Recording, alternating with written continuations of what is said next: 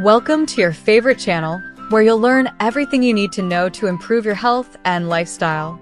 Let's get started.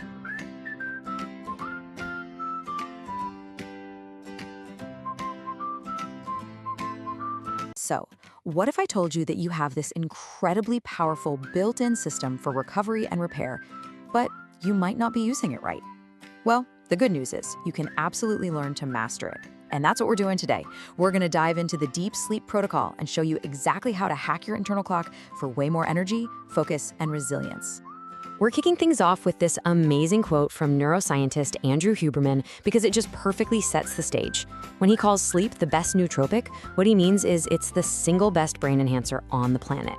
This isn't just downtime, you know? It's the most powerful thing you can do to reset your brain and your body. It's the foundation for literally everything. Okay, so if we're going to hack the system, we first need to understand the system. So let's start with your body's master clock. At the very heart of all this is your circadian rhythm. Now, you can think of this as the master conductor of your entire biology. But here's the catch. It's not a perfect 24-hour clock. So every single day, it needs signals from the outside world to stay in sync. And the most powerful signal, the most important cue it listens for, is light. So what actually happens when that master clock signals that it's time for bed? Well, that's when a super complex nightly repair crew gets to work inside your brain and your body. This whole repair process happens across 4 different phases. First, we have the transition of falling asleep.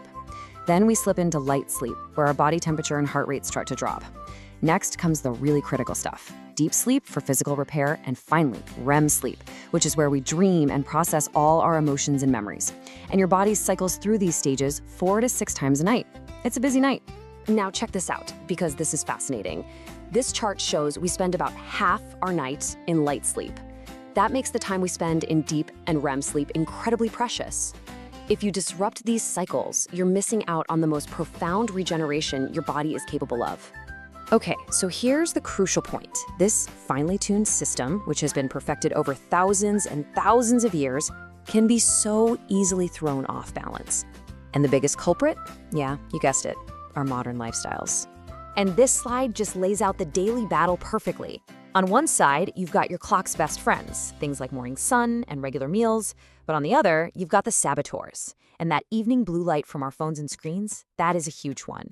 It directly tells your brain to stop producing melatonin, the very hormone that's supposed to be telling your body it's time to sleep. But here is the good news. This is not a battle we're destined to lose, not at all.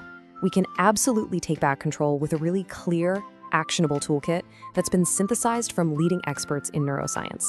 This is the deep sleep protocol. The first, and honestly, hands down the most critical step, is to manage your light exposure. This is the main lever you can pull to set your internal clock correctly, every single day. And the rules are actually pretty simple, but they're so powerful. Getting outside for some sunlight within an hour of waking up, that sends a massive wake-up signal to your brain. Doing it again in the late afternoon helps your brain calculate when to release melatonin later that night. And then in the evening, dimming all those lights sends the signal that it's time to wind down. This is absolutely non-negotiable for a healthy rhythm. All right, next up, nutrition and timing. What you put into your body, and maybe more importantly, when you do it, has this huge and often underestimated impact on your sleep quality. Let's start with a big one, caffeine. This number right here, 8 to 10 hours. That's the minimum amount of time you should avoid it before bed. See, caffeine hangs around in your system for a long time, and it can seriously mess up the quality of your deep sleep, even if you feel like you can fall asleep just fine. So just take a second and think about it. When was your last coffee or tea or energy drink today? If you're shooting for a 10 p.m. bedtime, that means your last sip of caffeine should be no later than 2 p.m. It's something to think about, right? So beyond caffeine, timing your food is just as important. You want to finish your last meal about 2 to 3 hours before bed. Why? Well, digestion actually raises your core body temperature, which is the exact opposite of what your body needs to do to fall asleep. Lighter meals are way easier to process, and adding in foods rich in magnesium, like nuts and leafy greens, can help calm your nervous system down, getting you ready for rest. Okay, so beyond your main meals, there are certain key micronutrients that can act as these little silent helpers, giving your body the raw materials it needs to do all that repair work overnight. This table really shows how these specific nutrients are like the building blocks for good sleep. Take B vitamins, for example. They're essential for creating calming brain chemicals like serotonin and GABA. You can think of those as your brain's natural off switches.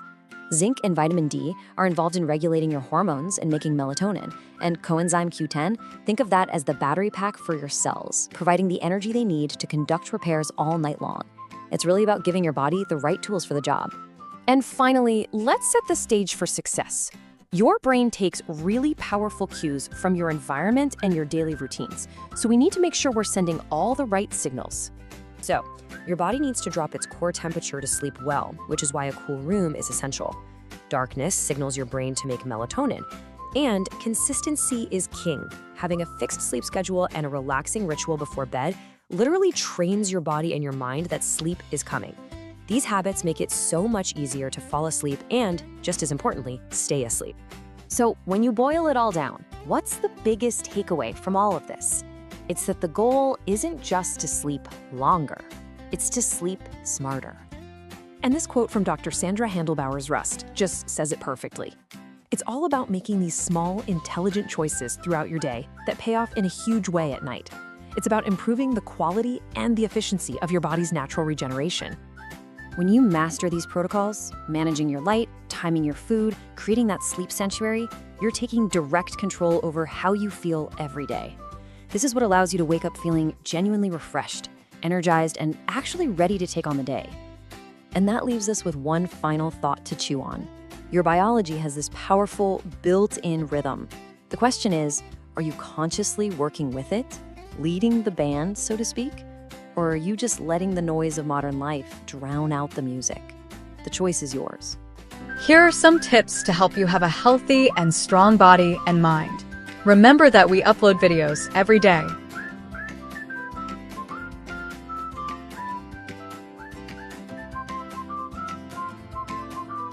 All right, welcome to The Explainer. Today, we're diving into the world of biohacking and longevity.